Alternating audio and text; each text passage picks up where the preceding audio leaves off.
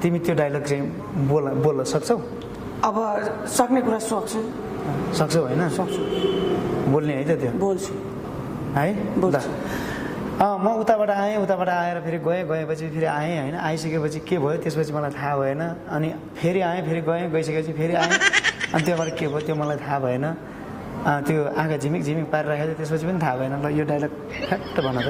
यो चाहिँ मैले त्यहाँनिर एकदम तरुणी केटीहरू देखेँ के, त्यही भएर आँखा झिम्काएको हो क्या। किन भन्दा त अब तिमी यस्तो पागलहरू त यार।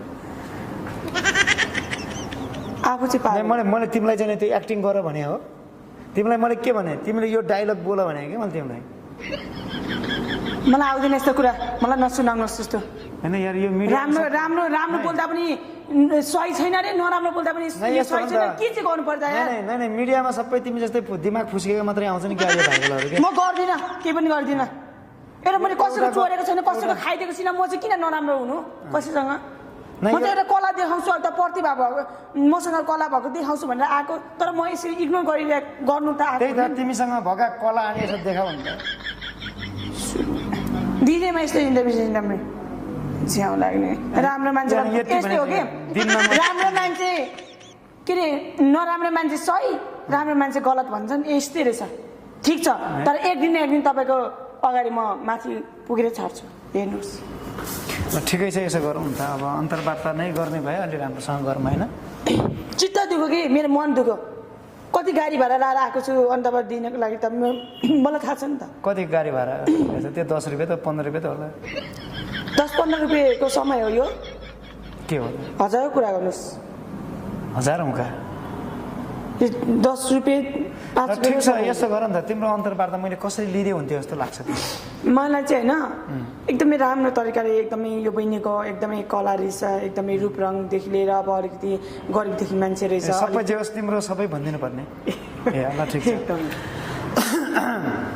अनि दर्शकबिन, यो बहिनीको एउटा नाक्चो रहेछ, दुईटा आँखा रहेछन्, अनि दाँत पनि रहेछन्, ख्यासा आँखा देखिने रहेछन्, कपाल पनि रहेछ, कपालमा तल खैरो रहेछ, नङ रहेछन्, नङमाथि रातो पालिस रहेछ, अनि त्यसपछि ऊ घडी पनि रहेछ, घडी पनि देखायो। त्यो सबै भन्देला भनेर देखाइरहेछ। अनि उसले थप गर्छ, आज भित्र पनि केही छ कि त्यो देखेपछि भन्देला भन्ने होला के छ देखाउ त।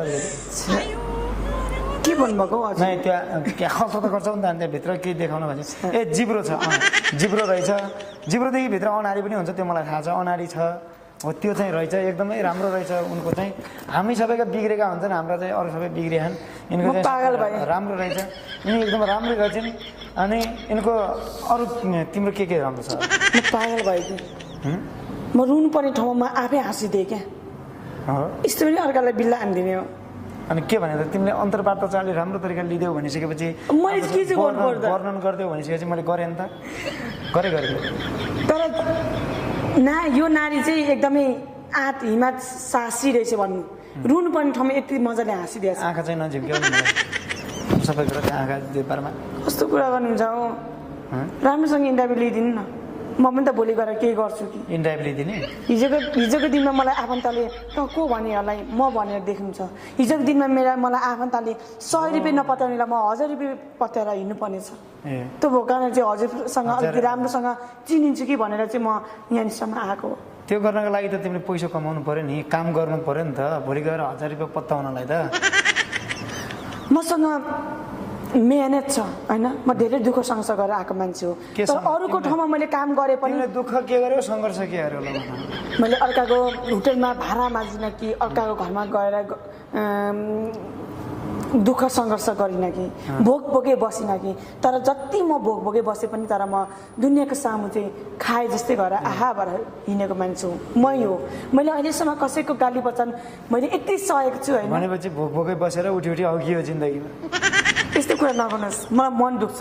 र जसलाई परेछ त्यसलाई थाहा हुन्छ। अस्तिसम्म मलाई के भइदियो भने मलाई एकदमै नाना थरीको कमेन्टहरू आउँछ, नाना थरीको मलाई गाली बचन आउँछ। तर किन गाली बचन आउँछ? तर मैले त अहिले कसैको पनि मैले चोरी डकैती गरेर खाएको छु। काम गर्नु पर्यो नि त, तिमीले गतिलो काम गरे हैन?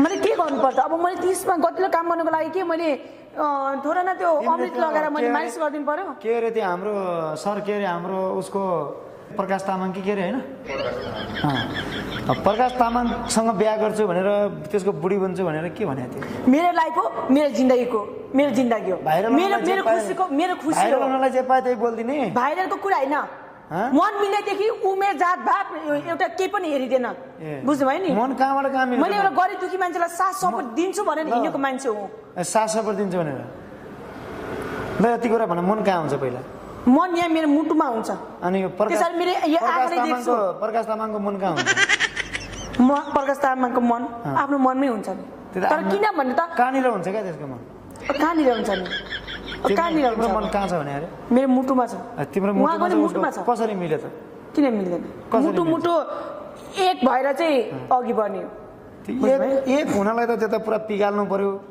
होइन जमाउनु पर्यो भयो एक किन भएन किनकि उहाँले पनि एउटा दुःख सङ्घर्ष गरेर आफ्नो घर फ्यामिली छाडेर उहाँले कति दुःख सङ्घर्ष अर्का घरमा बसेर कति दुःख सङ्घर्ष गर्नुभयो भोग भोगी हिँड्नु भयो होला होइन सुत्ने पनि राम्रोसँग पाउनु भएन होला के कुरा बोल्न पनि दिनुहुन्न तपाईँ भन्न पनि दिनुहुन्न तपाईँ अन्तर्वार्ता लिने झ्याउ लागिसक्यो मलाई यार के अन्तर्वार्ता लिने नलिनु न त मलाई नि झ्याउ लागिसक्यो यस्तो पनि कुरा गर्ने हो मसँग होइन यस्तो क्या वास्तवमा भन्ने भने चाहिँ हेर्नु दर्शकबिनहरू होइन हाम्रो नेपाली समाजमा अहिले आफू भाइरल हुनको लागि अर्काको नाम लिन्छन् नयाँ मान्छेहरूले बदनाम गर्छन् कसैले चाहिँ नि सेलिब्रेटीको नाम लिन्छन् कसैले कलाकारको नाम लिन्छन् कसैले नेताको नाम लिन्छन् कसैले के लिन्छन् त्यस्तै गरेर ऊ बहिनीले पनि प्रकाश तामाङको नाम लिएर भाइरल भएर अहिले चाहिँ के अरे अर्काको बदनाम गरेर हजुरले झुट कुरा गर्नुभयो किनकि प्रकाश तामाङ भनेको त सेकेन्डमा आउनुभएको त्योभन्दा अगाडि चाहिँ मैले एउटा केटी मान्छे भएर केटा मान्छेको आवाज निकालेँ त्यसमा मलाई सबैले चिन्ने हुनुभयो प्लस त्यसमा नि फेरि मेरो एउटा 8 वर्ष लभ परेर 1 सेकेन्डमा चट भयो भनेर चाहिँ 8 वर्ष लभ परेर सुन्नुहोस् न मेरो कुरा सुन्नुहोस् राम्रोसँग मेरो कुरा सुन्नुहोस् मैले भनिहालेँ म एउटा केटी मान्छे भएर केटा मान्छेको आवाज निकालेर म भाइरल भएँ है एक नम्बर त्यसरी फेरि मेरो एउटा 8 वर्ष लभ परेको लास्टमा 1 सेकेन्डमा मलाई उसले ब्लक गरेर ऊ अहिले 7 वर्ष भयो बिन कन्ट्याक्ट भयो मेरो जुन हुन्छ नि लभ होइन उहाँले मलाई ब्लक गरेर जानुभयो हेर्नुहोस् यस्तो कुरा आइसक्यो अनि त्यसरी त्यो मार्फत प्रकाश तामाङ आउनुभयो हजुर भन्नु न प्रकाश तामाङ आउनुभयो यहाँ अड्डिनु भयो क्या अहिले फेरि आएर आइरहेको त्यस्तो कुरा नगर्नुहोस् है मलाई मैले रिस उठिसकेँ है अनि आयो होइन आइसकेँ छ्या फुस्केकै रहेछ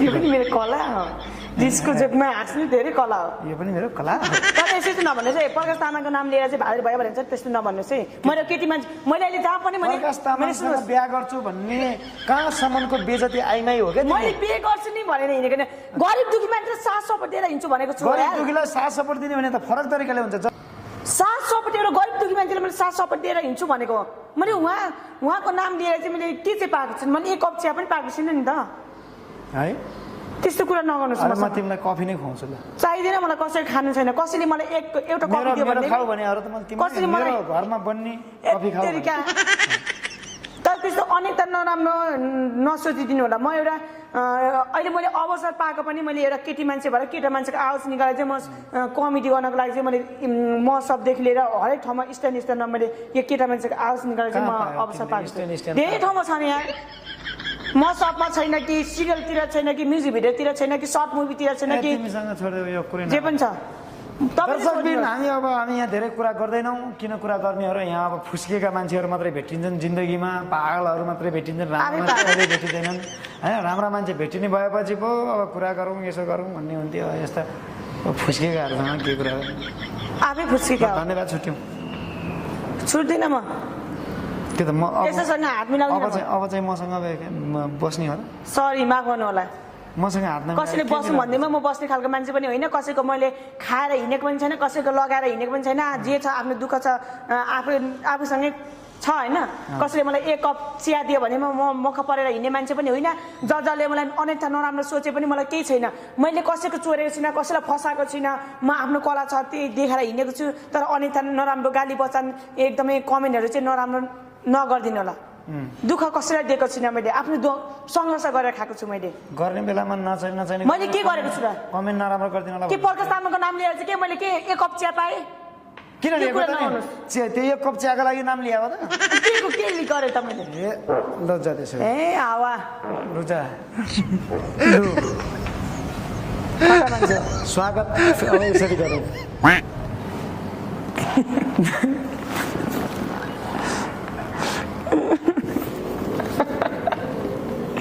हेर न हाँसेको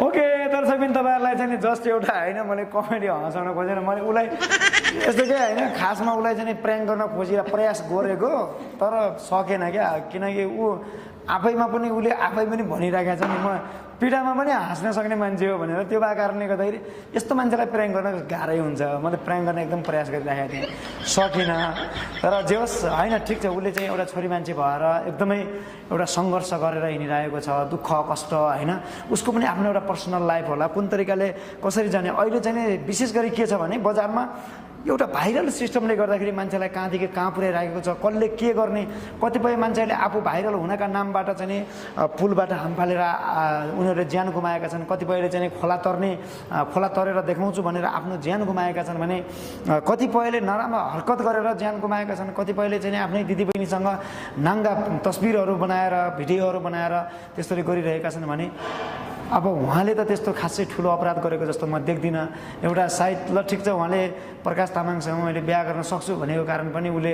भनेको भाव चाहिँ के थियो त भन्दाखेरि यदि उसको जीवनमा कोही पनि छैन भने उसको जीवनमा म एउटा सहयात्री भएर गइदिन्छु उसको जीवनसाथी भइदिन्छु उसले पनि मलाई माया गर्नुपर्छ तर हट टु हट कनेक्सन चाहिँ दुईजनाकै हुनुपर्छ भन्ने खालको एउटा भावना मात्रै जगाएको उसैसँग बिहा नै गर्छु भन्न खोजिया होइन कतिपयले गाली पनि गरे बिचरा एउटा कला पनि हो उहाँ पनि अहिले एउटा कला क्षेत्रतिर लागिराख्नु भएको छ र कला क्षेत्रमा एकदमै काम गर्न गाह्रो पनि छ र हाम्रो झरनाजीलाई यदि तपाईँ कुनै पनि सिरियलहरू म्युजिक भिडियोहरू मुभीहरूमा कुनैमा पनि काम गर्नु परेमा अथवा चाहिँ नि यति मात्रै होइन कुनै पनि विज्ञापनको लागि काम चाहिएमा हाम्रो झरनाजीलाई सम्झिन सक्नुहुन्छ अहिले चाहिँ भाइरल सिस्टमहरूबाट विज्ञापन गर्ने सिस्टमहरू पनि छन् त्यस कारणले गर्दा यदि तपाईँहरूलाई विज्ञापनको लागि चाहिन्छ भने झरनाजी चाहिन्छ कि म चाहिन्छ कि हाम्रो जोडी नै चाहिन्छ कि हामी जोडी नै भएर पनि आइदिन सक्छौँ तपाईँहरूको विज्ञापनको लागि यदि त्यस्तो चाहिन्छ भने तपाईँहरूले हामीलाई सम्पर्क गर्न सक्नुहुनेछ माइन्ड चाहिँ नगर्नुहोस् मैले बिचमा बोलेको कुराहरू कतै माइन्ड त लागेको होइन होइन नि केही छैन तर पनि अलिकति